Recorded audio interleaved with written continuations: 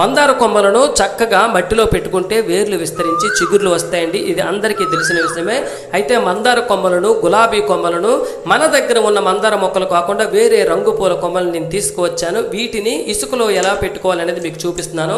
చక్కగా ఈ కొమ్మలను అడుగు భాగంలో కట్ చేసుకొని ఒక 1/2 ఇంచ్ మంద మనం తొక్కను తీసి దాని కలబందను పూసుకోవాలండి. ఇదిగోండి, ఇలా ఈ కొమ్మలన్నింటిని కూడా సిద్ధం చేసుకొని అడుగున కలబందను పూసి ఒక గ్లాసులో పొడి ఇసుకను వేసుకోవాలి.